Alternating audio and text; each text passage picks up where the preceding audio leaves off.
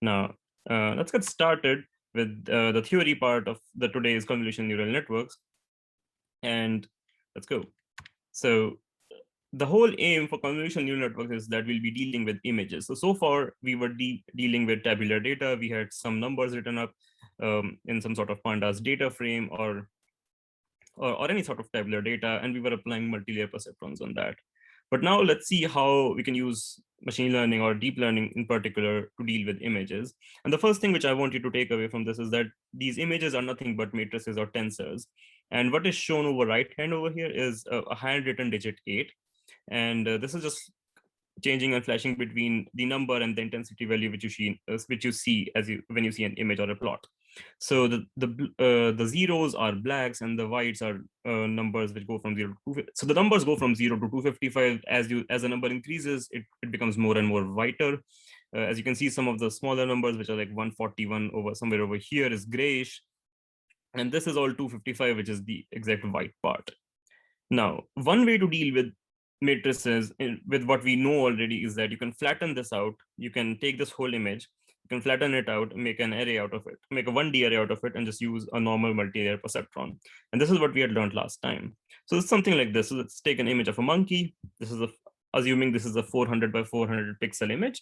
So that means there are 400 numbers on this side and 400 numbers on this side. And then there are 3 color channels.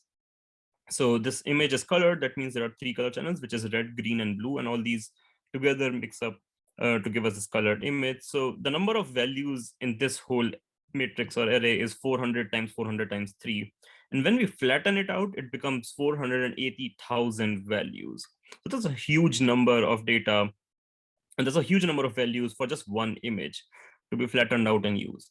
Now, if we go back to what we learned with multi-layer perceptrons, or normal deep neural networks, and we map it to 500 neurons, we'll have 240 million parameters, and that's just for one layer. So it's gonna look something like what is being shown here in the image. You have a 400 by 400 by 3 image, which you flattened it out, and you connected each pixel or each input node to 500 units, which will give you 240 million parameters, which is a lot.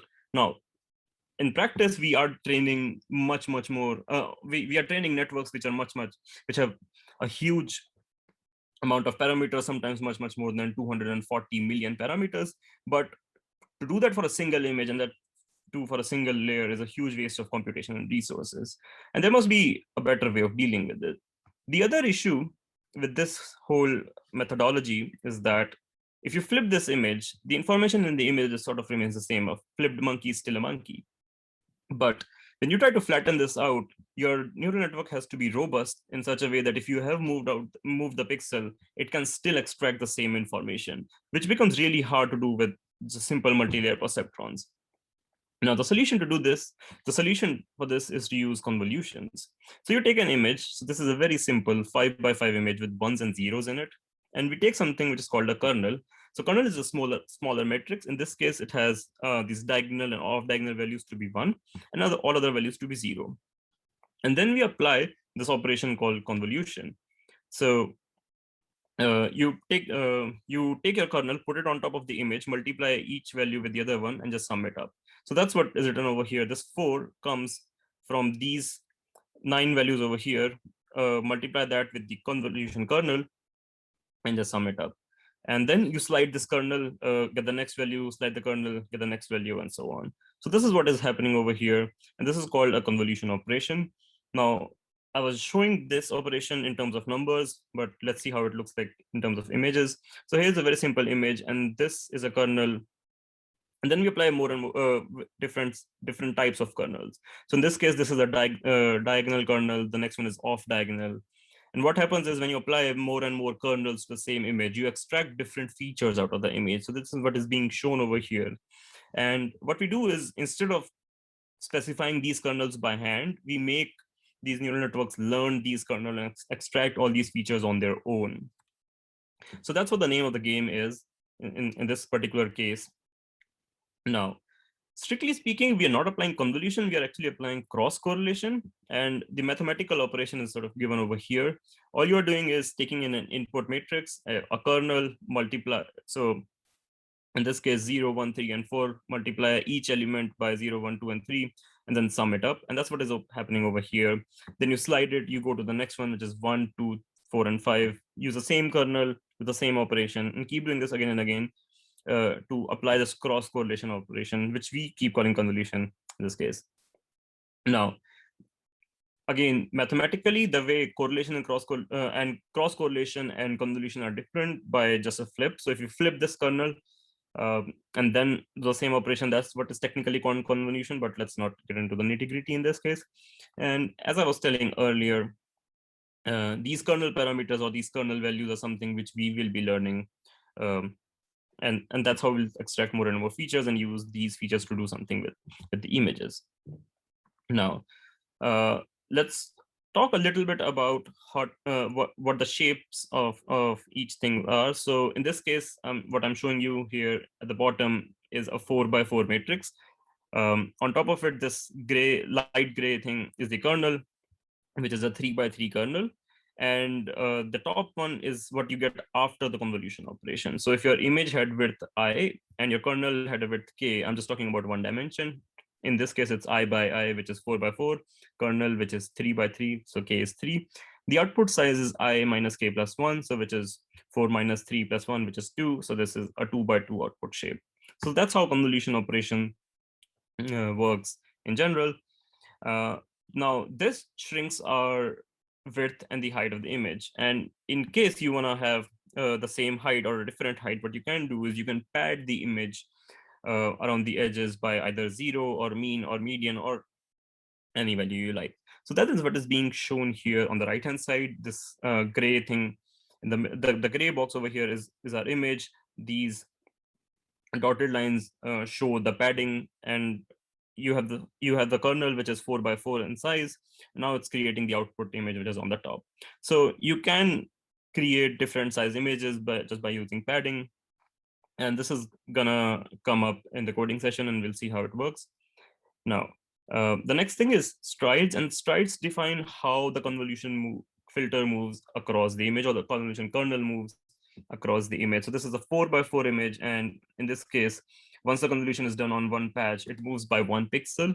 On the right hand side, it actually moves by 2 pixels. So here the stride is 2. On the left hand side, the stride is 1. On the right hand side, the stride is 2. So you can use, technically, you can use stride to change the output image size. Now, you can also apply both padding and strides together. We'll see this coming up in some of the architectures today.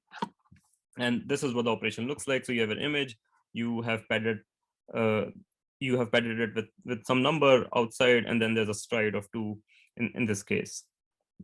Now, so all this is good. And let's move on to our first neural network architecture, which is LeNet. It came out in 1998. It was used to determine what number is a handwritten digit. So in this case, on the left-hand side, we have the image of a handwritten number 7. It's a 28 by 28 pixel image, but it's not showing. It's not being shown as a 28 by 28 pixel here. And what's being done over here is you apply these 3 operations one after the other in succession. So you start with the convolution operation. You then apply some nonlinearity, because again, nonlinearity is at the heart of all neural networks, because this is what helps the neural network to learn complex features. And then we pool these things. And so what's happening over here is that we have a 28 by 28 image. We apply some convolution on top of it. We apply multiple convolution kernels. So now you have 6 times 28 by 28 images. So you apply 6 different filters. They'll all extract different features out of it. And then we apply a pooling on top of it. What that means is that you choose you choose a patch of the image. You either apply a max pool or a average pool. That means you either take the average value of the pixels or you take the maximum value of the pixels. So that reduces your final image size. And we'll again be implementing all of these today. Now, after this pooled image, we do the same operation again. We apply more convolution kernels. So from 6, we went to 16. And the image size all throughout is changing again, because you apply this convolution. Now you apply a nonlinear activation function like ReLU or sigmoid or anything. It depends on what you're trying to do. And then you again apply pooling, which halves its size.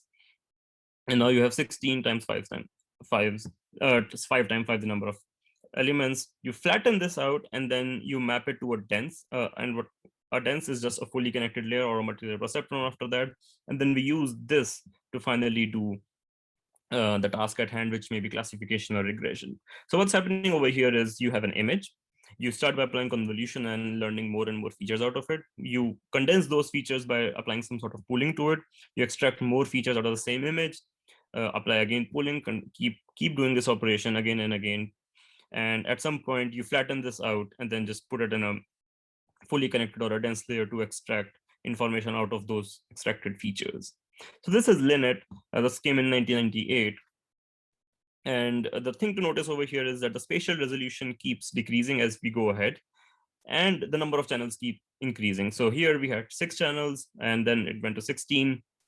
And this is something which is very common. We'll see in all of the architectures ahead, that as we go ahead, the spatial resolution decreases while the number of channel increases. You're extracting more and more features out of it, and then using them to finish the task at hand. And lastly, they're followed by a dense layer or a multi-layer perceptron to infer something out of the features. Now, we can represent this CNN in a more compact format. This is what you will see in the D2L book. So you have the image, you apply 5 by 5 convolution kernels, and then you apply 6 of them. You use a padding of 2, you apply a 2 by 2 average pool, and so on. So we'll be going through this during the coding session. And this is how we will be representing neural networks. Now, just for sort of historical purposes, then there was AlexNet, which came out in 2012. This was the network which was trained on GPUs. And an interesting thing which you see on this is that the network is split on 2 parts. And this is because this was the time I think they had NVIDIA 570s or 580s, and the GPUs didn't have enough RAM to fit the whole of the neural network architecture. So this was split on 2 GPUs and then trained.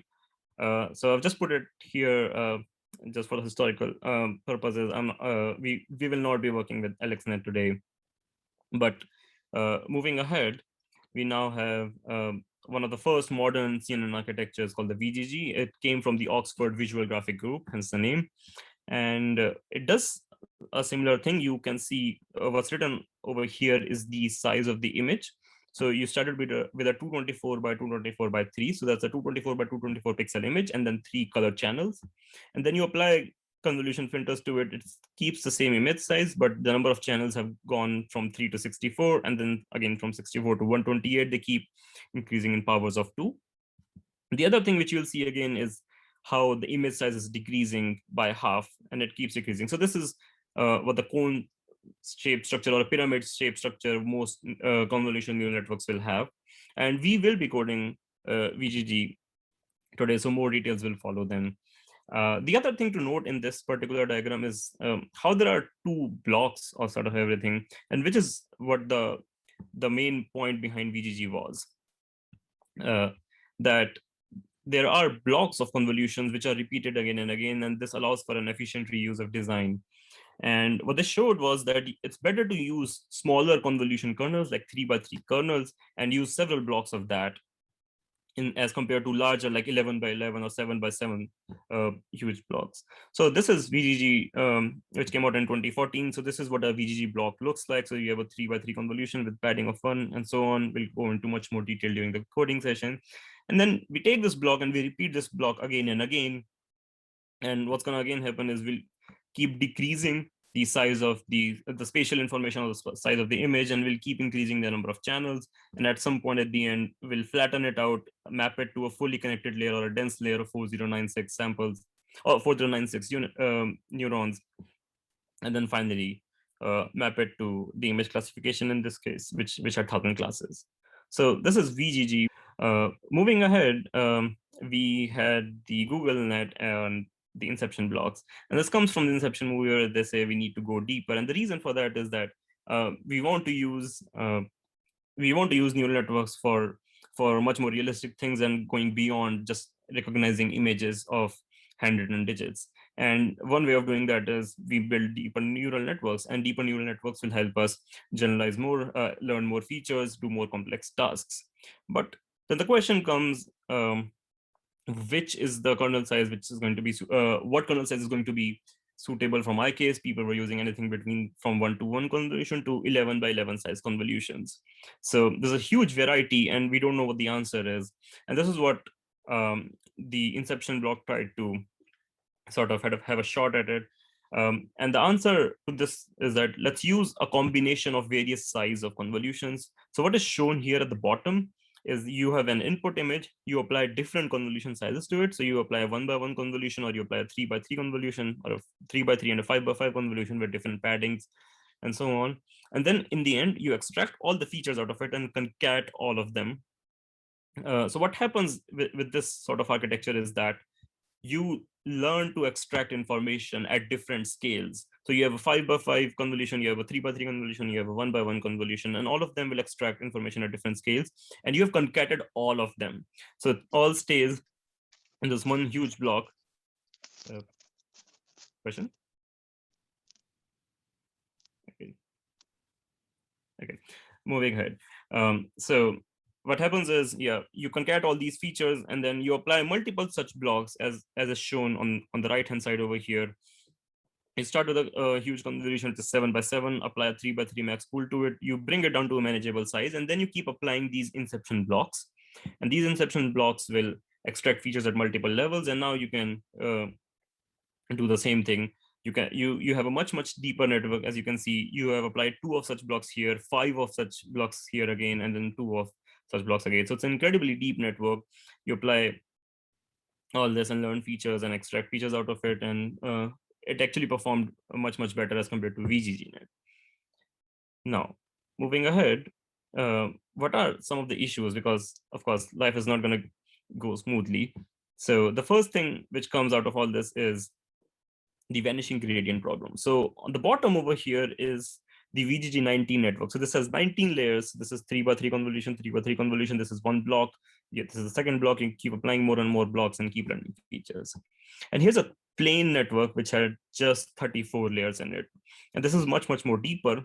But the problem comes during the backpropagation. What happens is, as you start doing backpropagation, the layers which are earlier in the network, they get really small or almost zero gradient values, and hence they're not updated at all.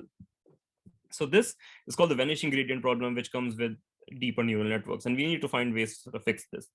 The other one is called the degradation problem, and this is directly from ResNet's paper, which we'll be talking about now, is that you would think or you would imagine that a deeper neural network will perform better. So in this case here, we have a plain network which has 20 layers and another one which has 56 layers.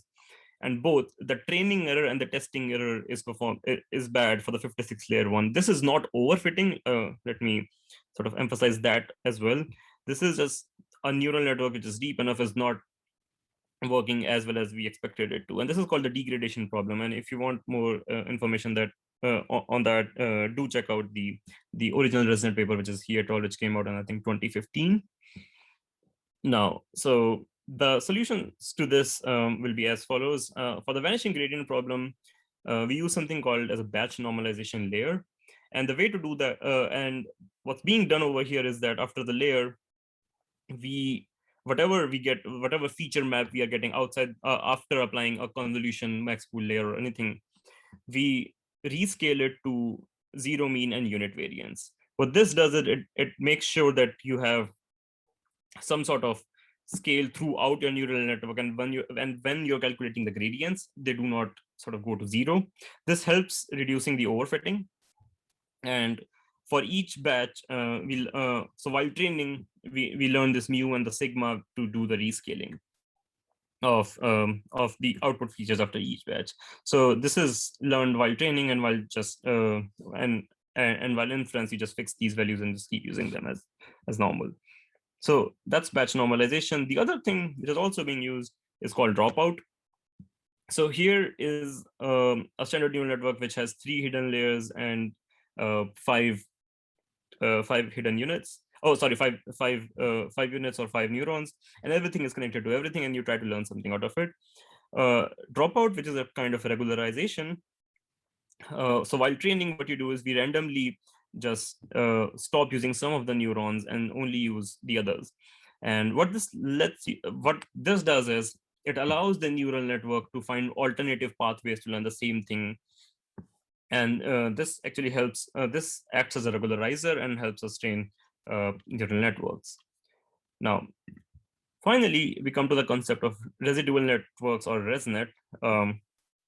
So the motivation was that more complex networks, more deeper networks should improve the performance. And they should include this concept of identity. And this can be achieved using this nested function class. So let me explain that. So let's look at this image, which is on the left-hand side. We have the star over here. This space is the space of functions which we want our neural network to learn.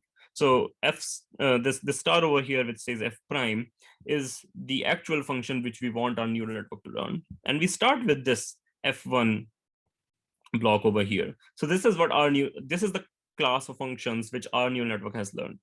Now, as you increase the layers, or if you make it deeper, you will be learning more and more features. That's what we know about neural networks, which is good. But there's no guarantee that when you have more layers, or when you are training a deeper neural network, it will retain whatever it had learned earlier, or it will retain whatever it could do earlier. So what can happen is, as you increase more and as you increase that depth, or as you make your neural networks more and more deeper, they can start shifting. What you actually want is, as you make your neural network deeper, as you go from f1 to f2, it should be able to work on f1 as well as on f2. So this is what is called as nested function classes, and this is what was one of the motivations behind the ResNet architecture itself. So implementation wise, this is what it looks like. So on the right hand side, we have this normal block. This is the way we do convolutions.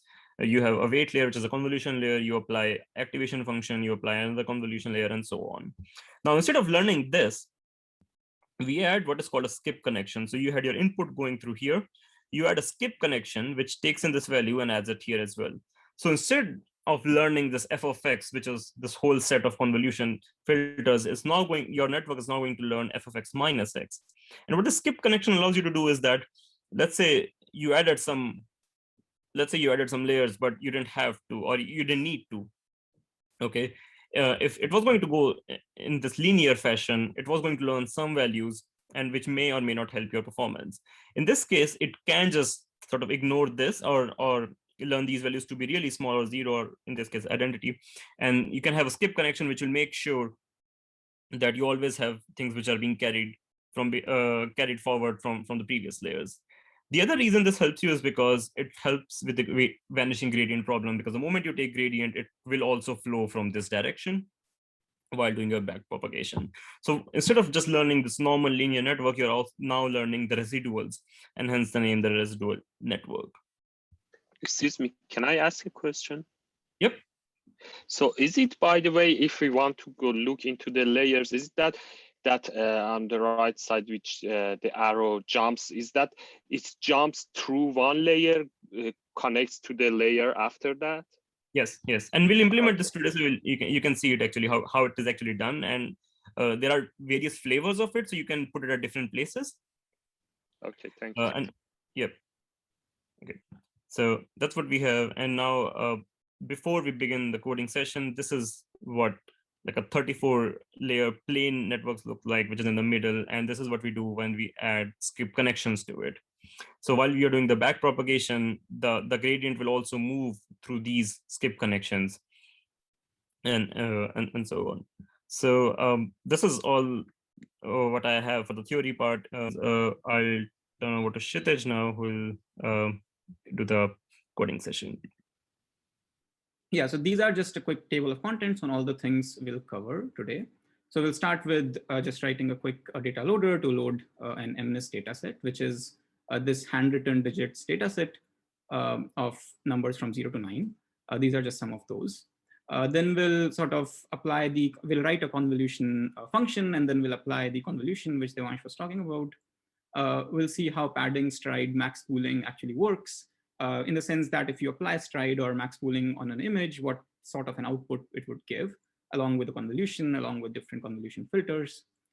Then we'll do this learning a kernel thing, wherein we will have an input and output image, and we'll sort of learn a kernel which will transform the input image to an output image. So it will be a very quick training learning loop. Then we'll move on to the LeNet architecture, which we'll write the whole neural network from scratch, and then we'll train it. We'll define all the loss and optimizers, and then we'll train the whole network on this MNIST dataset. And then we'll move on to the larger, more modern CNNs like Vgg, Inception, Residual, and then, yeah. So we will write a Vgg block, and we will write a training loop for Vgg, but given that Vgg is much larger and requires larger inputs, we will not have enough time to actually train the whole thing. But we'll write all the code necessary to actually train the Vgg itself as well. Then we'll look at the Inception block and the residual connections. And then towards the end, if we get time, we'll talk about batch normalization and how we can apply batch normalization on this architecture we wrote in the beginning, and how it impacts the losses and other things. So yeah, let's begin. So we'll start with loading the dataset. So PyTorch conveniently gives us all the datasets itself within like these MNIST and other commonly used datasets. So yeah, we can basically load that dataset using datasets.mnist that contains, that will give us the dataset. We'll have to define which directory we want. So this will be sort of like a temp directory in our Google Drive because we are working on Colab. We want to use this data for training. So we'll say train equals to true. And because we want to download it, we'll say download equal to true as well. And then there's something called transform. So, transform. Yeah. So this transform is what transformations do we want to apply to this data set. So the data set it will return initially is just NumPy arrays of images, like Devansh said, right? Every image is like just a matrix of numbers, a 2D matrix of numbers. So we will apply two transformations to this data. One is that we will convert it into a PyTorch tensor, and the other is that we will normalize the images to a standard mean and standard deviation. So that we can do by defining this transform. And then while it is loading the data set, it will do all these transformations on its own. So let's do that. That can be done using transforms.compose. And then here we can define the transforms we want to do. So it's transforms.toTensor. This is the first transform we want to apply. And then the second one we want to apply is normalization. So that will be transforms.normalize. I think that's the correct spelling. And then we want to give it a mean and a standard deviation. So we'll just use a mean and a standard deviation of 0.5 and 0.5.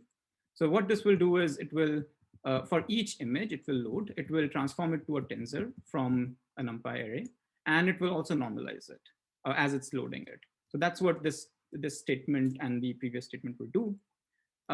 Then we will set a batch size so that in our training, we will get 256 images together, and then we'll train per batches. So we will train on 256 images together, and then we'll move on to the next 256 sample from our data set, and then we'll move on to the next 256 sample on our data set. So we'll train things like that. So we'll define a batch size, and then we'll create a data loader or a data generator, similar to what Devansh showed in the previous session. So there we wrote a data loader ourselves. Here, PyTorch conveniently gives us a data loader. So we'll just use that. So we can use it from PyTorch utils.data, data loader. And then, so this training set is basically the input of this data loader, and then it will give us a data loader object, which we can use. It also needs the batch size. So we will say batch size equal to batch. Then you can use this argument shuffle equals to true. So every time you ask this data loader to give you a batch of 256 images, it will shuffle the whole data set and then give you randomly selected 256 images. So that's what this is. And then this is just for parallelizing. So yeah, so let's run this. Now, because we are running it for the first time, oh wait, I had to do something else as well. So let's stop this. Yeah. So there is one thing I forgot to do. So in Google Colab, because we are going to train networks, we can ask for a GPU as well. So by default, it does not uses GPU. So you can go into runtime, change runtime type, And then you can say that I want a GPU, or if you do none, then it will just use CPUs. But if you select a GPU here, then it will actually give you a GPU resource, and you can use those for training your neural networks. So we'll select a GPU resource, and then now we will run. So now we will have a GPU as well. Oh, I have a typo somewhere. Sorry, can I ask you a question? Yeah, go ahead. In the case of the data loader, is it possible to train to load more than one image in parallel at a time, or do I have to modify the data loader? I mean, let's say I want to compare like Simon's network, and you have two architectures which have shared parameters, and so I'm inputting, instead of in here we're inputting just one image, a batch of one image at a time, but then I'm using a batch of two images at a time at the end, and I will compare them. So do I have to, it's possible to train to in the train set, is it has in the configuration of two images at a time with a batch? Yeah, so this will can it read it? This will actually give you 256 images. So I'll show you that just a second. So okay. So by setting a batch of 256, it's actually going to return 256 images along with those 256 labels for those images together as a single bunch. Yeah. But what I meant to say was, okay, you have a batch of 266, but here you have just one network. I'm saying, if I'm using two parallel networks and then concatenated the outputs to have when I concatenate it, use some kind of function that will tell me if these two images are different, extraction first of these two features, then compare them. So I have to fed them. I have to fed a batch of 60, whatever the size is, but I have to fed two images, that batch of two images, so two batches of 60 or whatever.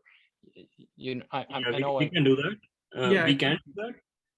But you have to write your own custom data loader. So if you go to PyTorch's documentation, they have a brilliant page about how to write your own data loaders. So this thing which, or actually data sets rather. So where it says train set is equal to dataset.mnist here, this will be replaced by your own class of a data set, and then you can do howsoever many images together at once. And so there's a very good tutorial on PyTorch's documentation. Do check that out.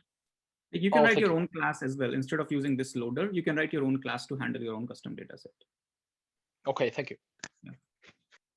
All right, so I think it has loaded in the data set. It showed some error, but let's see if it has actually loaded in the data properly.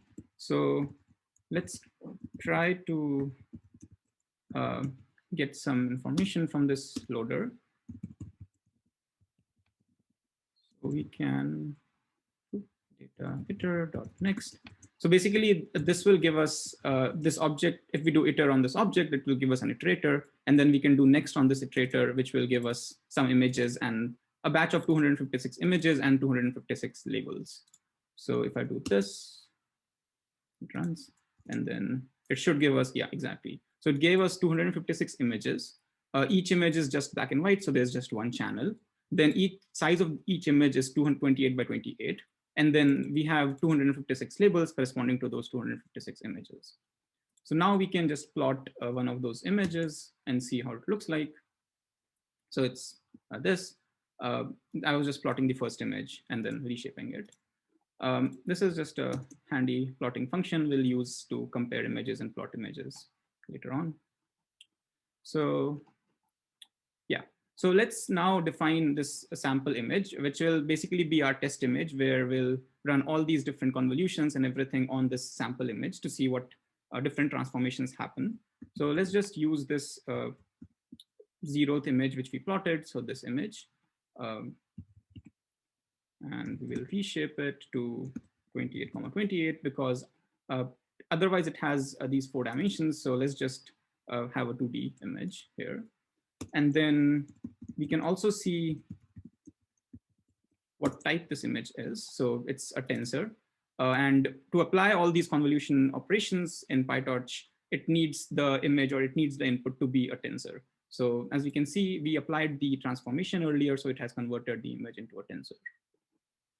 Then, as I said, we have opted for a GPU, so we can see whether we actually got a GPU or not. So this is basically to see whether we have CUDA available, and if it is, then this will be our device. So as we can see, we have gotten a GPU device, and we can use this NVIDIA command to see what GPUs we have. So we have gotten a Tesla T4 GPU, which has this much memory, and we are barely using anything right now because we have not copied any data onto the GPU or copied any network to the GPU. So yeah, this is a very handy command, which is very useful to see how much GPU usage is and then what all things are happening, and things like those. Okay, so now let's finally move on to convolutions. So yeah, and remember, so this is just the image from the D2L book. We have an input image, 3x3 input image, and we have a 2x2 kernel, and then we apply that kernel on this image. So let's write our own loop for this, or our own function to apply, to do this convolution. And remember that we are actually doing cross correlations. It's just called a convolution. Here in this function, x is the input image and k is the kernel. So what we want to do is, we want to firstly find out what the size of this input kernel is. Then we create an output image, an empty output image, which has the correct size. So to do that, let's just use torch.zeros. And then we will, so the output size will be x.shape0 minus h plus 1. So the output size after a convolution is the input size minus the kernel size plus 1. So that's what this is along one axis.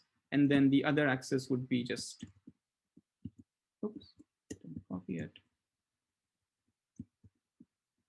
So the other axis would be x shape 1 minus the other dimension of the kernel, which is w plus 1.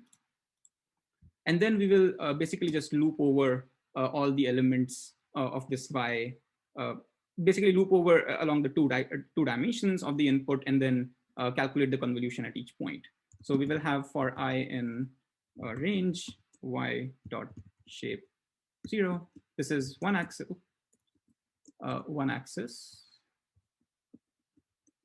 And then this is the other axis.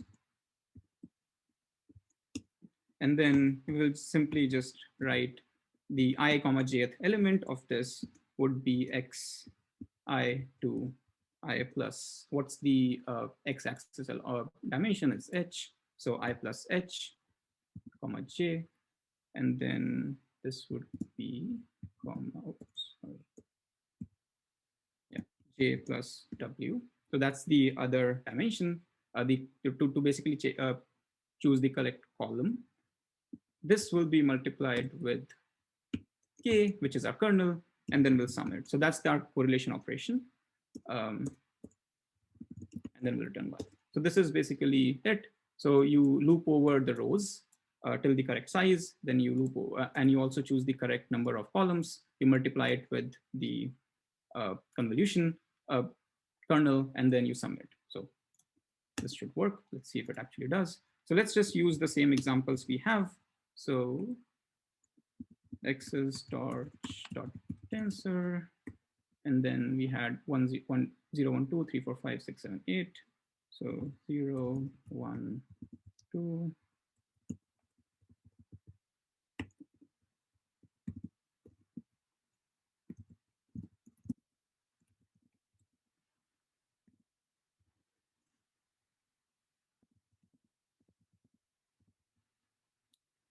This is this, and then our kernel is torch.tensor. This is 0, 1, 2, 3. So I guess I can just copy this.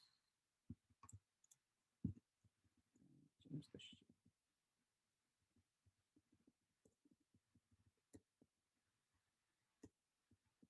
So if I have everything right, then these two should be our, wait, I don't have everything correct. Right. So now we have these two, an input and a kernel. So now we can apply our convolution operation on this, which is this x comma k, and it broke. So let's see what's wrong. Oh yeah, it only has 2 dimensions. So it starts from j and then it goes to j plus w, right? So yeah, So basically it did this convolution and then we got the output as expected. And as we can see, the output dimensions are smaller by the input dimensions minus the convolution dimension plus 1. So yeah, but then we don't have to actually do this. PyTorch gives us very convenient functions called conv2d to do this. So we can directly use that. To do that, we basically have to do 2 steps. First is to define a kernel with a particular shape and properties. And then second is to define what the weights of those kernels are, or what the values of those kernels or kernel are. So we can say conv2d equals to nn dot conv2d. And then we have the inputs as in channels and out channels. We just have one input and one output channel. Then we need to define this kernel size. And we did a 2x2 convolution. So we will use a 2x2 kernel. And then there is no bias here because we are not using that right now. So that's what it is. And then, so this is basically going to define the kernel. And then we want to set the values of the kernel. So you can do conv2d dot weight dot data. So this basically will give you the value of the kernel. So right now it is randomly initialized to some value, but we want to set it to basically these 4 values, right? So we can just copy this here. So now it will set it to 0, 1, 2, 3. And just to make sure everything is right, we will also tell it that it has a data type of PyTorch.float32. And because these conv2d actually requires 4D input because it has channels and the batch size built into it. So we will reshape it into 1, 1, and then the other 2 dimensions are just 2, 2. So now we have our convolution kernel ready to be used. We can just say this x, reshape 1, 1, 3, 3, because that's our, so it's a 3x3 input, but it needs a 4-dimensional input. So we will add in these 2 dummy axes. And if we just run it, then it should give us the same output. So, and it gave us the same tensor as an output. So instead of writing our own, we can write our own and then use it, but we are given these convolution 2D kernels, so we can just directly use it from PyTorch. So now we can try these things, we can try these convolutions on some of the images we have. So we made a sample image, right? So now let's try this convolution on our sample image. So let's again do these 2 steps. We will define the kernel shape. But this time I'm just going to use a 1x2 kernel. That's a smaller kernel. It will be easier for us to understand what's happening. And then I am again going to, as in the last time, I'm going to give it what the values of the kernel should be. And those are, and this is a 1x2 kernel, so I will modify it. So my kernel now is 1, 0 and minus 1, 0. 1.0 and 1 and minus 1 basically. So my kernel now is 1 and minus 1, and then I have to reshape it into this, right? So now I'm set with my kernel, and I broke something again. Okay, yeah, this works. All right, so now I have a 1, 2 kernel defined using the PyTorch conv2d function. Now we can apply the convolution operation. So let's say we want to make a convolved image, which will be conv2d, and it's simply as we call a normal image, so we'll have our sample image. But our sample image was, so if I just run this, then it would not work because the sample image has a size of 28, 28. It has 2 dimensions, but it expects 4 dimensions. So we will again do the reshape thing, which will give it 2 dummy dimensions, and now it will work. Yep. So now it worked, and then we can use our handy plotting tool to compare these 2 images we just made. So, but again, remember this convolved image has 4 dimensions, so we have to take care of those. So, right. So this left image is what our original image was, and this right image is what we get after we apply the convolution operation.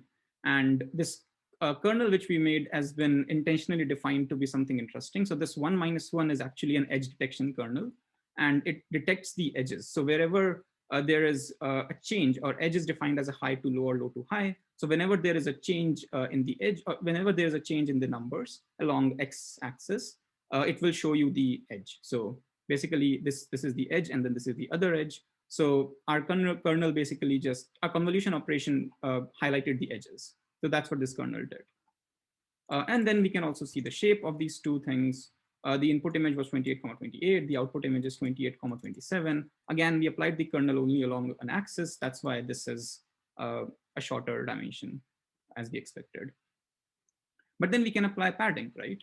So we do have, we can do padding. Yeah, sorry, go ahead.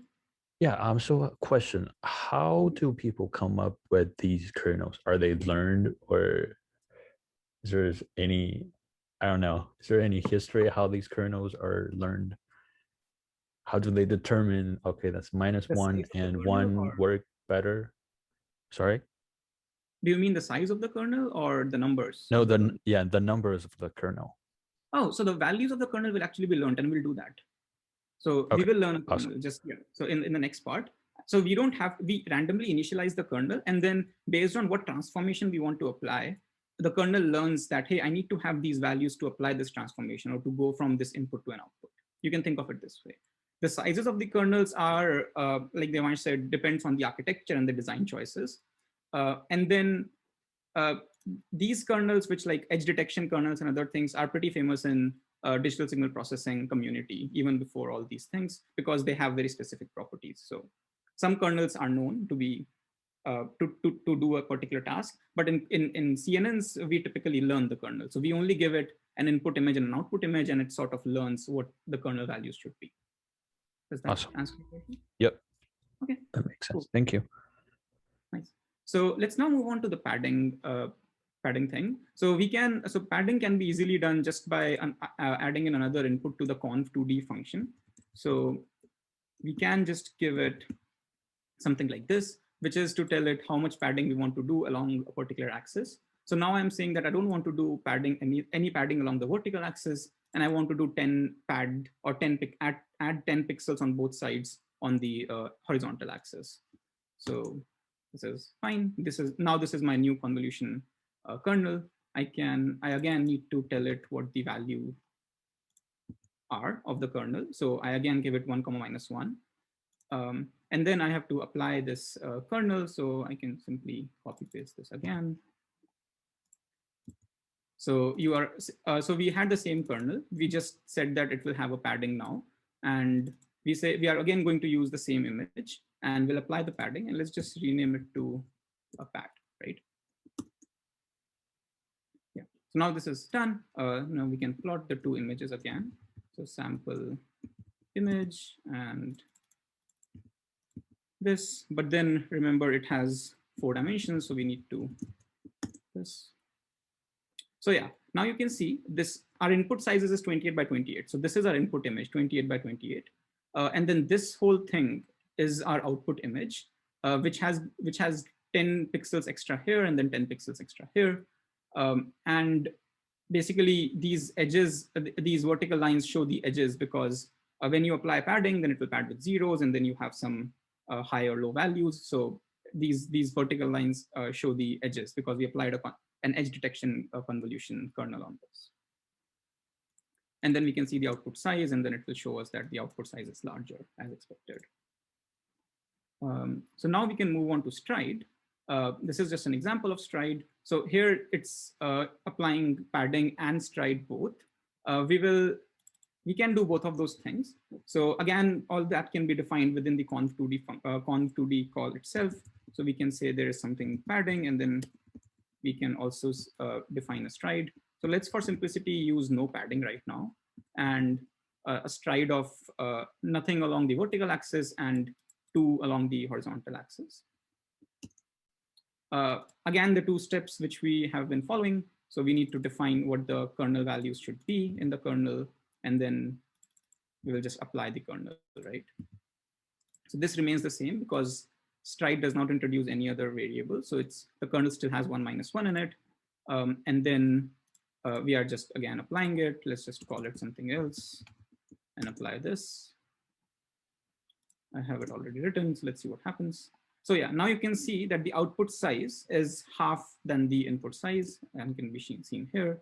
So 28 by 28 was our input size, and the output size is 28, 14, because we applied a stride of 2 along a particular axis, which was the horizontal axis. So the output is sort of squished now.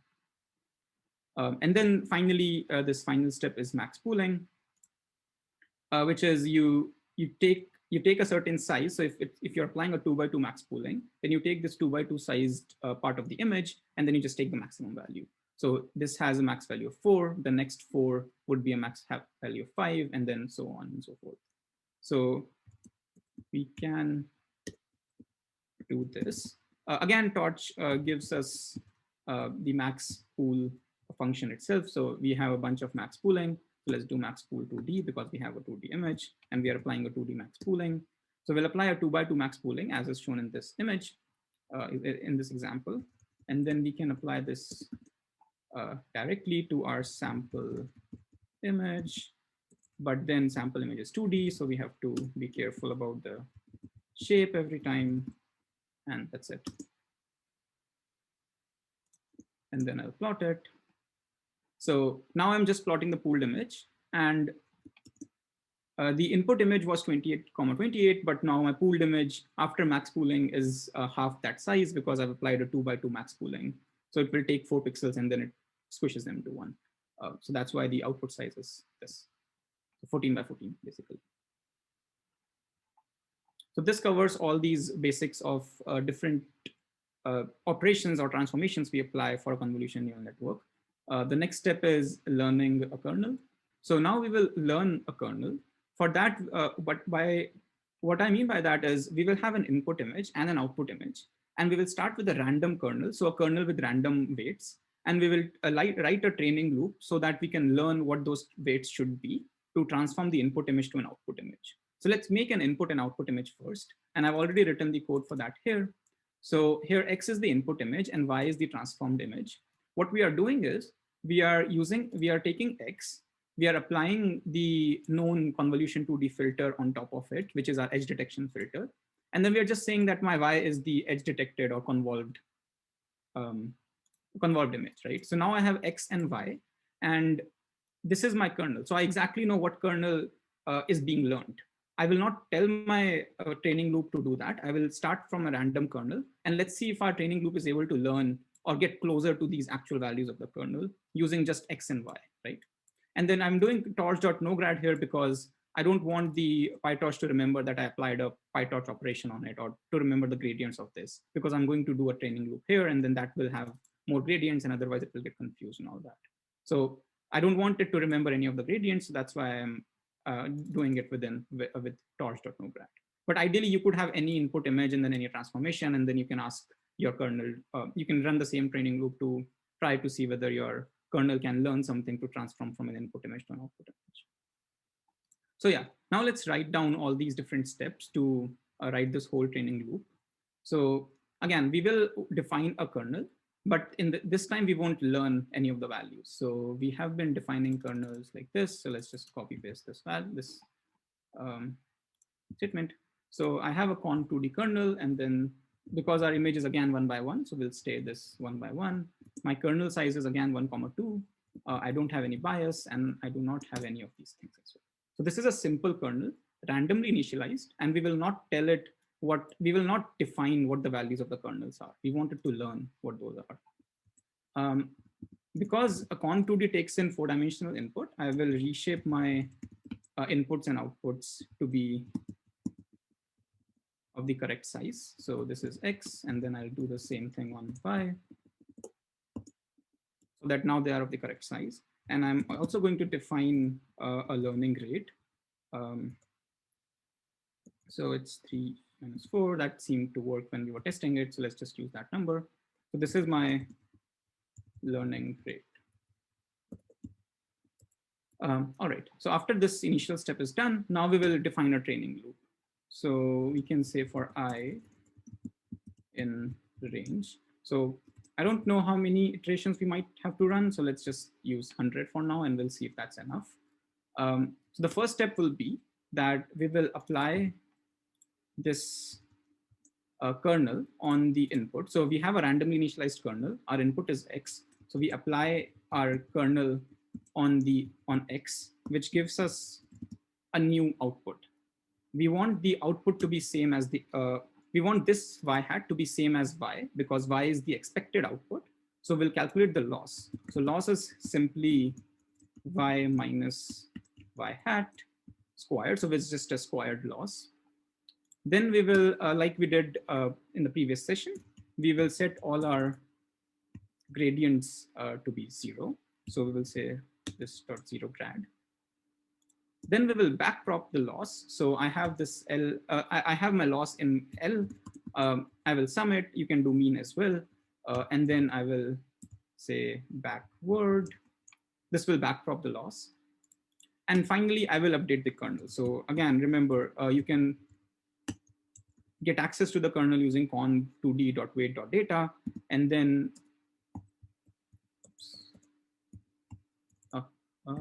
yeah. And then based on what my gradients are, I'm going to modify this. So this is this, and then conv2d dot wait dot grad. Yeah. So basically, once we did backprop, it used the loss and calculated the gradients of the weights in our conv2d function, in our conv2d kernel.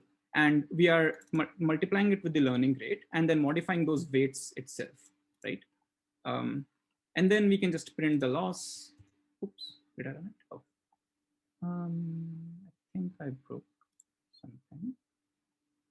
So shape of y is different than shape of x because you have convolved it, right? Oh yeah, so this should be 27, right? Yep. Yeah, also let's just print the loss as well. I ran it accidentally. So let's print every few iterations. So if I plus 1 modulo 10 equals to 0, print loss, and then that would be L dot sum.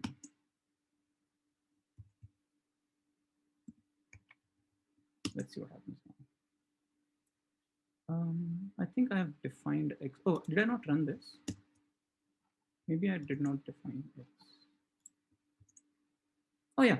So yeah. So I was using the old X, which was smaller, and that's why it was not running. But after we gave it the correct size, it ran, and then you can see that the loss initially was high, and then as we kept on iterating or learning, it gave a low value of loss. But we can actually see whether we learned the correct kernel. So remember, the kernel we are trying to learn is 1 and -1, and using this, we can actually see what the value of the kernel is. And we are pretty close to it. So it started from a random initialization of the kernel, and now it's at a value which is very close to 1 and -1. So we have just learned a kernel which can transform X to Y. All right. So now we can, now we know all the different steps needed to train a whole neural network.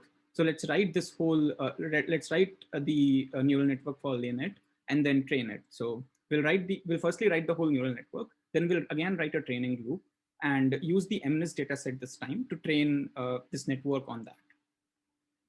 So this is again a handy reference that conv2d has these different inputs. So in channels, out channels, kernel size, stride, and pooling.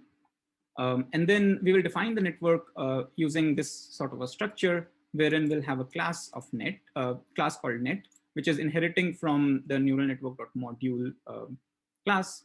And then we'll initialize it so that we have all the attributes of that class. And then there are primarily two steps when we are writing the architecture of a network. And just to remind, this is one way of writing the architecture. There are two ways. This is the functional way. The other way is a sequential way, which was also discussed in the previous session, where the multi-layer perceptron was written in a sequential manner.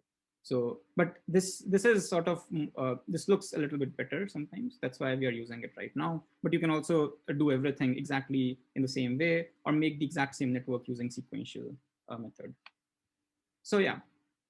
So this net, and then there are two parts. So we will firstly initialize different attributes, which will have different layers in it. And then we'll give it what the sequence of those layers are. And then this is our network, right? So we had an image. We had two convolutions, which are both 5x5 convolutions, but different number of frequency, different number of channels, image channels. And then we have average pooling, which we apply on both. And then we have three different sizes of fully connected layers. One is 120, one is 84, and another is 10. So we need to define all those different layers here. And then in the forward function, we need to give what the sequence of those different attributes or sequence of those different transformations or operations are. So let's do that. So we'll firstly define all the kernels and then save them in the classes. So let's call it self.conv1 and then .conv2d. And then remember the input number of channels is 6, and then the output number of input number of channels is 1, because our image is just black and white, there is no color in it, so that's 1. And then the output number of channels are 6, because this is the first convolution we are trying to apply. So this is this, and then we'll have to tell it the kernel size, and then the kernel size is 5,5, so we can just say 5, and then the padding being done on this is 2. So this is how we have made the first convolution layer. Now we have an average pooling, so we can say self.pool and then average pool, and we want average pool to be kernel size. So the kernel size again now will be 2, because we are applying that. That's the architecture we are following here. And then again, that has stride, not a pad. So stride equals to 2. Then we'll do something similar on for the other convolution. So self.conv2, let's just remove these spaces. So yeah, so this is my second convolution, but now the output number of channels is 16. So I modified this. And then the input number of channels is 6. So we went from 1 to 6 channels. This would still have 6 channels. And then 6 channels is the input and 16 channels is the output. The kernel size is again 5,5. And then there is no padding. So I guess we need to remove padding.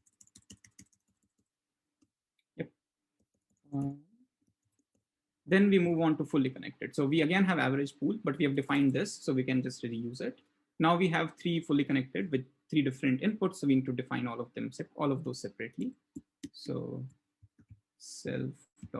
let's just call this one FC1, which is nn dot, and then we define it using linear, because this is just 1D, 16 times 5 times 5. So this is the input size. So as you can see here, this is the number of features it's inputting and the number of features it's outputting. So based on all these convolutions and then padding and stride, the input size it will get is this. The image will basically be 5 by 5, and then we have 16 channels. That's why this is the input size. And then output size could be anything we want. The authors used 120 here, so we'll just follow it because we are trying to reproduce this architecture. But you could use any number here if you want. Then we will make another one, which we'll call FC2.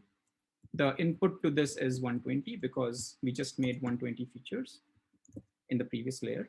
And then the output is 84 because that's how they defined it. So it has that number of features. And then we have FC3, which will take in 84 and then give us 10 outputs.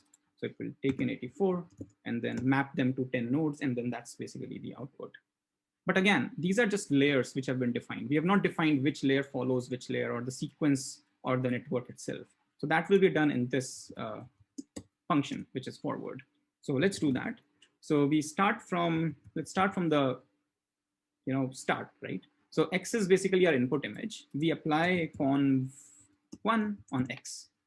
Then we want to apply, it's not written here, but we apply an activation on this, which is going to be sigmoid. So let's do dot sigmoid on this. So we take the input, we apply first convolution, then we apply the sigmoid operation on it, and then we apply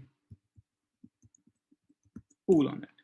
So by doing this, we have basically done these 2 steps. So convolution, sigmoid activation, and then pooling. And again, this is just a design choice. Things can be different. Then this X is passed on to conv2. So I'll just modify this. So now we have passed X to conv2. We'll again apply sigmoid, and then we'll again apply pool because that's the architecture. So next convolution, which is conv2, then you are again applying a sigmoid activation, and then you're applying average pooling. So I've got an X again. Now is the time to apply these linear or fully connected layers. But before that, I need to flatten it because right now X is a 2D image because convolutions are 2D operations. And these are linear operations. So that can be done in multiple ways. You can do X equals to X dot flatten, or you can do X equals to X dot view. -1, comma, the size, which should be the correct size. So this is the correct size. Both of those x dot flatten or this both work. They just reshape a 2D array into 2D image into a 1D array. And now you can apply the convolution, now you can apply the fully connected layers on top of this. So let's do that. So x dot fc1.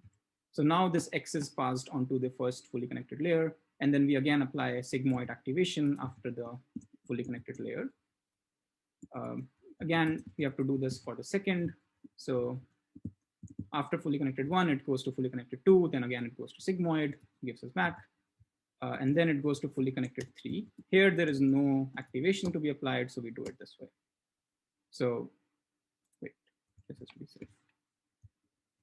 This is wrong. So this is self because we defined it as an attribute of our class, right? So what's happening here is this. When we basically run this network, or when we give an input image to this network, it will use this forward loop to decide which layers to use in what sequence. X is going to be our input image, which is passed on to conv1, then sigmoid, then pooling, then passed on to conv2, then sigmoid, then pooling. Then it is reshaped. And then it is passed on to fully connected 1, again sigmoid, fully connected 2, and then sigmoid, and then fully connected 3. And whatever is the output is returned. The output size of fully connected 3 is 10. So the size which is returned by X, or the size of X which is returned from this network, would be a 1D array of length 10. So this is how we have defined this whole network. But this is just class definition. To initiate an object of that class, we'll just run this. But then we also need to define what the loss and the optimizer for our neural network would be. So let's do that. So we can do import torch.optim as optim. And then we can define the loss and the optimizer. So optimizer, and then this. So this would be, we'll use cross entropy loss. And then optim.sg. Anyways, so we'll use stochastic gradient descent as our optimizer, and that needs the parameters of our network as input. And then it also needs two other inputs. One is the learning rate and another one is the momentum. So we'll give some learning rate and then I will give a value of momentum. And then both of these things were also discussed in the previous session. So so basically we defined a network architecture, initiated it. We gave the parameters of the network as the input to the stochastic gradient descent optimizer, because then it knows which parameters to run on or run the optimization on. This is the learning rate we give, and then this is the momentum. And you can try different learning rates and momentums and see what works for you. We tried a bunch of things and then we thought this is working reasonably well. So that's why I'm using these numbers. So now, because we have a GPU, remember, so we can do this whole training loop on GPU. To do that, we need to send our network to the GPU. Right now, everything is defined on CPU. And that can be done using net.toDevice. So if I just quickly print the device. So device is CUDA device. So I can just say net.toDevice, and that will send the GPU, copy the GPU over to device, or to the copy the network over to the GPU, sorry. It's doing that, thinking about it. Now we can, while it thinks about it and does it, we can write our training loop. So, oh yeah, it's done. So now the training loop would have multiple steps. The first step is basically running. So we have a data set and we can run loop over our whole data set multiple times. So this is the first outermost loop, which will loop over the whole data set. The inner loop is going to take a batch out of our data set and then do the training with that, and then take another batch out of the data set and then do the training with that till it covers the whole data set. So these are the two loops, and then these will basically be our well-known functions which we have been using for training so far. So let's do that. So one iteration over the whole data set is typically called epoch. So we'll just call it epoch, and let's just run it for 10 or 20 epochs for now. So this is the outermost loop. Then we want the another loop which uses our data loader and gives us a batch every time, which will be used for training. So we can say for I, comma, labels in iterate. And then we define the train loader. So we can basically just use this train loader. And if you do an iteration over it or enumeration over it, this data and labels would be 256 images and 256 labels. So let's just call it Y for now. And then, yeah, now that we have these two things, these are still on CPU. So we need to send them to GPU because we want to train everything on GPU. All the operations are being performed on GPU.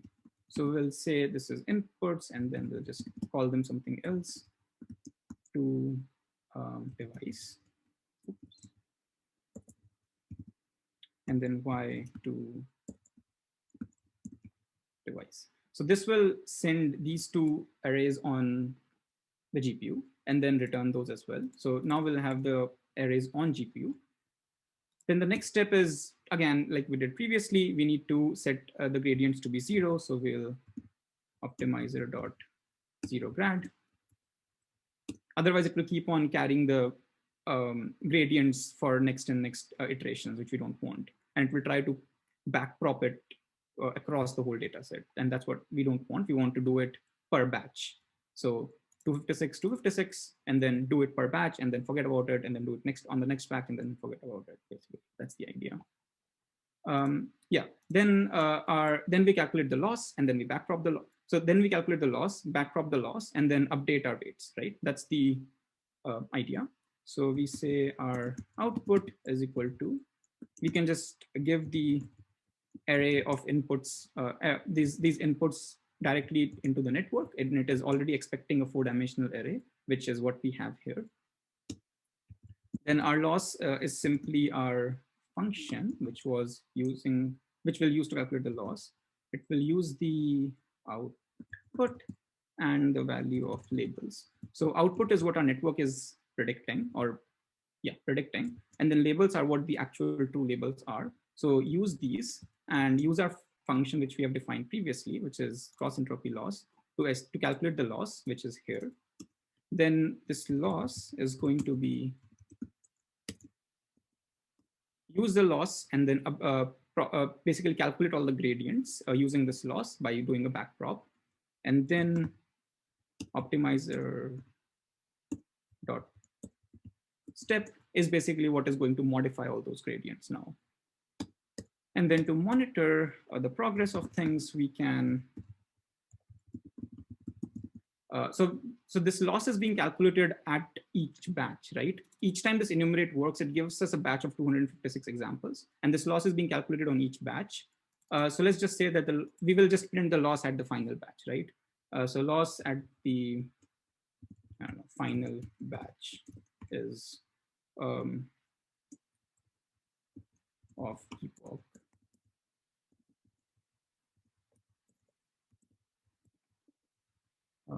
is, and then we can just say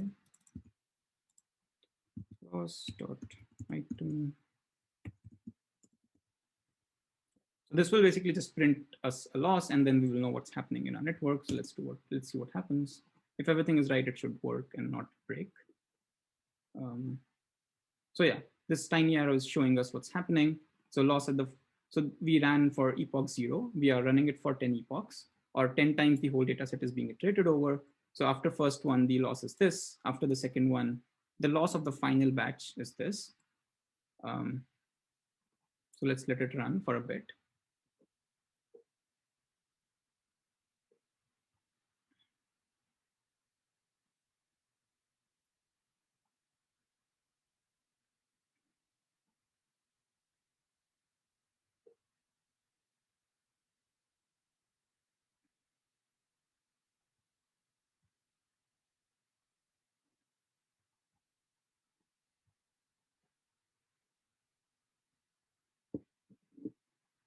So as we can see, the loss was stuck at some value for a bit, and then it decreased a little bit, and then it decreased further. And we are just running 10 epochs here. You can, in principle, run much more number of epochs, basically passing the data throughout the network again and again and training using it. And as we can see, the loss has already gone down significantly. Okay, so our loop is done. Now so ideally what people do is they train their network, and then they have another validation data set on which they see what the loss is, or how much accurate your predictions are on a validation data set at the end of each epoch. And that's what you typically print. So that just means running the prediction on a different data set instead of running it on the training data set. Here, because we are doing things in a simplified manner, I'll just quickly show you. If I give this sample image into our network, into our trained network, whether it's able to predict that this is the correct number or not right now. So to do that, I need to pass this sample image as the input to this network, but then the sample image needs to be reshaped because, again, it needs 4-dimensional input. So I reshaped it. And then our network is on GPU. So we need to send this to GPU as well. So to device, and that will send it to the GPU. And then it gave me a length 10 output. And then I can simply do torch.argmax, because these 10 numbers basically correspond to numbers from 0 to 9, right? So if I just do this, then the argmax is 6, which means that the network is high.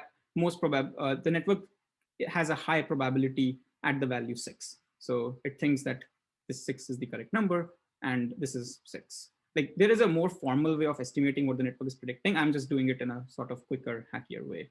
And just on one example, typically it is done on a whole data set, and then you measure the accuracy and then different metrics on it. But just a quick example that we have written this whole network. So using this network class, defined the loss in the optimizer, wrote this training loop, and we ran 10 epochs. Every time a batch of 256 examples was given, the loss was constant for a bit, then it decreased, and then the prediction on a sample image seemed good. And then you can just use this NVIDIA SMI command to see that we are taking up some memory on the GPU, which is what is expected because we have dumped a bunch of data on the GPU, and then our network is also on the GPU right now. So yeah, this is another good point to stop, and I can take further questions.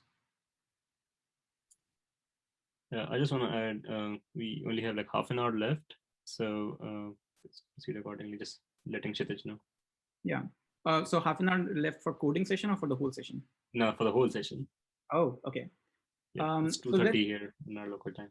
Oh, okay. All right. So let's do this. We do have a bunch more things to cover, but those are sort of just iterations over what we have done. So just using the same code and then maybe just looking at what the Vgg block looks like, what the inception block looks like, and things like those. So I guess we can take a pause here for a bit and then answer some questions, and then let's move on to Vgg. So Vgg is a much, so as Devansh talked about, Vgg introduced the idea of using blocks instead of just convolutions with decreasing size. So a feature of these Vgg blocks is that the size of the convolutions in the Vgg block is going to remain the same, and is typically much smaller than the conventional block sizes which were used, convolution sizes which were used before it. So this is just an example. This is AlexNet, and then this is Vgg. So AlexNet started from 11 by 11 convolution, then 5, then 3, and so on. While in Vgg, we just use convolutions of size 3 by 3. And then we have these blocks which we define, and then those are basically used. So another thing with Vgg is that it takes a larger input. It was made for images which were of larger size than the MNIST dataset we are using. But because we don't want to wait and download another whole dataset, we'll try to do a small trick where we'll again load the MNIST dataset, but then we will resize it. So we in transformations, we can say just resize my images to a larger size. And we will just use that for now. But ideally, Vgg was made for images which were originally large. We are just saving time by not, because we don't want to load another new data set here. So I can just say transforms.resize, and then this will resize the images it's loading, which were 28 by 28, into a size of 224 by 224. And then I'm going to define a little bit smaller batch size because this is a larger network, and then the images are larger. So we might run out of GPU memory if you're not careful. So again, everything is same. We are loading in the data. We have applied the transformations. So converting into tensor, normalizing, resizing now. And then the batch size is defined to be 64. That's all it is different. We are still using MNIST dataset, so there is nothing different about it as such instead of the size. Then we will make the Vgg block. So there are two steps to making this Vgg network. We'll start with the Vgg block, and then we'll use that block and then make the whole network out of it. So let's see. So this is our Vgg block. And then each block also has some different features, right? So each block can be different. All the blocks are not identical. So this one has some number of convolutions and then some number of max pooling. So I've written it here. So the structure of a Vgg block is something like this. You have n convolutions, each followed by a ReLU activation. So all the convolutions are 3 by 3 in size, but you do have n number of convolutions for each block. And after you apply those n convolutions with the ReLU activation, you do max pooling. And that's the structure of each block. This n can be a variable n can vary for each block. And then the number of channels in the convolution input and output can also vary for each block. So this is why we will make a function. Instead of defining every convolution by hand like we've done previously, we will make a function which will just loop over everything given some inputs. And instead of using functional way of defining the network, we are going to use nn.sequential to make it, because it's just a bit easier to do it for this. It's just a bit better to use nn.sequential here instead of the other way. But in principle, you can use the functional way of defining the network as well. So yeah, so let's do that. So each network has, each block will require these 3 inputs. What is the number of convolutions? What are the number of input channels we have? And what are the number of output channels you want to give? So let's loop over these number of convolutions and apply and sort of append the convolutions. So now we are looping over the convolutions, and all the convolutions are identical, right? All the convolutions are 3 by 3 convolution. So we don't need to worry about it much. So we can just say nn.conv2d in channels. So this is the input number of channels, and then out channels. And then the kernel size is always fixed, so that is 3. And then the padding is also fixed, and that is 1. So this will give me 1 kernel, but I want to have n numconvs number of kernels, right? So I will do layers.append. So basically, I'm defining n such kernels and then appending them in a list. But then each kernel is also followed by an activation function, which is ReLU. So we will also do layers.append and then dot ReLU. So and numconvs number of convolutions followed by each followed by a ReLU. And then because the output number of channels are going to change, so we will channels is equal to out.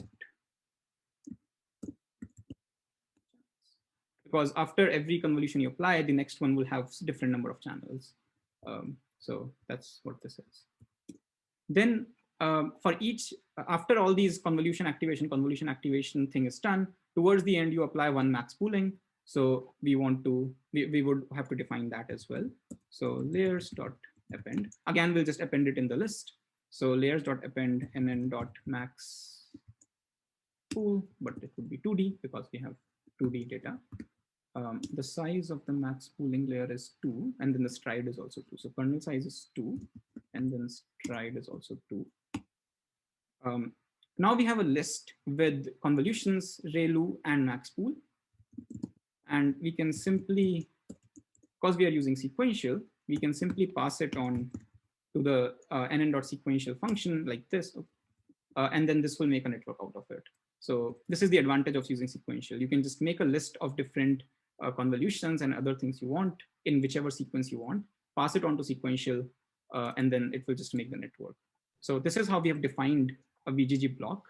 And remember, this has 3 inputs. So oops, I think it is not going to work because I'm. So we are on. Yeah. So we've done this. We ran this. Okay. Now we will actually make the whole network. Up till now we only made the Vgg block.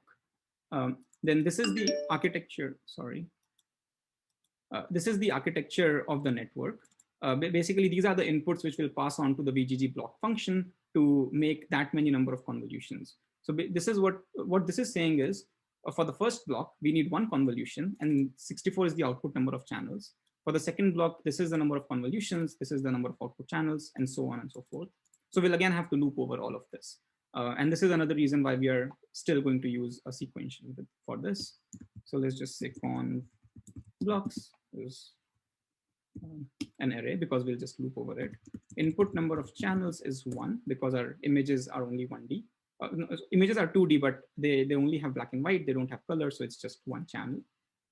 And then we'll loop over the architecture. So for some number in conv architecture, and this, the output, the values in it are number of convolutions, and then the output number of channels. So we'll do number of convolutions and output number of channels in this architecture.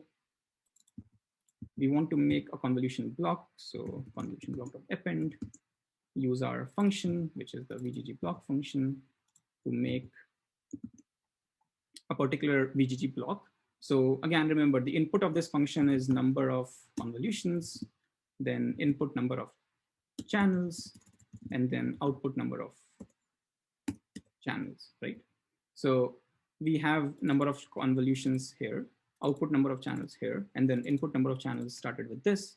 And then after every convolution, we need to modify the number of input channels because it changes. So input number of channels equals to the output from the previous one. Output. This will append a bunch of Vgg blocks next to each other. And then, but that's not the whole network. So we have a bunch of Vgg blocks here, but towards the end, we have these 3 fully connected layers. So we need to apply those now. And that's the only thing which is left. So we'll say model equals nn dot sequential. Now we'll pass on all the info. So now we'll firstly pass on this conv blocks, which in turn had Vgg blocks inside it. And as we did for the last time, we need, for the LeNet architecture, we need to flatten our inputs before we pass out in the linear or fully connected network or fully connected layers. So we do nn dot flatten. Yep. So now we have passed on the Vgg blocks and we have flattened. Now we can apply the fully connected layers. So there were 3 fully connected layers, I think. Yeah, with size 4096, 4096, and 1000. So let's just do that. So nn dot linear. The input is the input number of channels, which will be this. Actually, we can just do out channels because we already have that. Times the size of the image at this stage, which is 7 times 7. And then we want 4096 outputs in this first fully connected layer. Oops, why is this not going?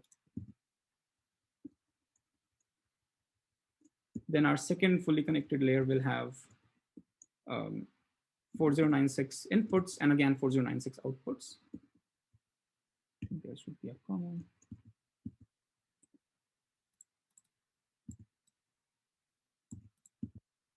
And then our third one will have 4096 inputs, and I think it had 10 outputs. Let's see.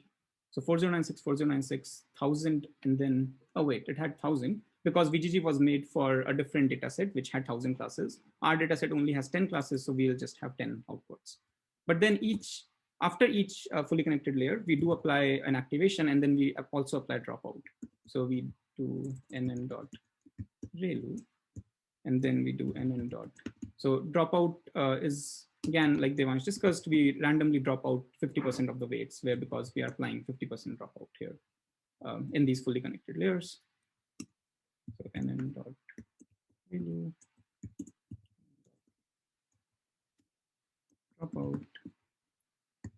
Yeah, I think this is okay. Yeah.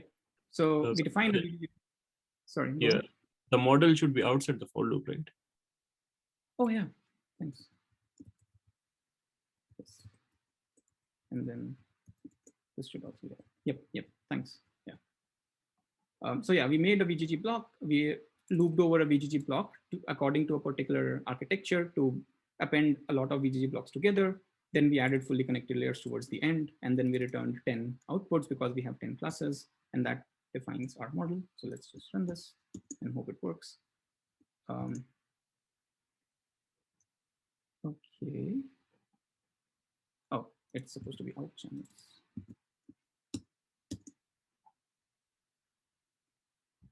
All right, seems like it worked. And then now we can also print the network and see the different shapes. So we started from 224 by 224 after the first VGG, after the first convolution and max pooling, because after the first block and of max pooling, our image size is reduced to half, then it again reduced to half and kept on reducing. And then the number of channels follow what we defined in our architecture. So 64, 128, 256, 512, 512. That's what it's following here. And then these are our fully connected layers. So this is the output shape of the flattened network. First fully connected layers, second fully connected layer, and then the final layer, which gives just 10 outputs because we just have 10. We'll again have to move this network to GPU, define some loss and then optimizer.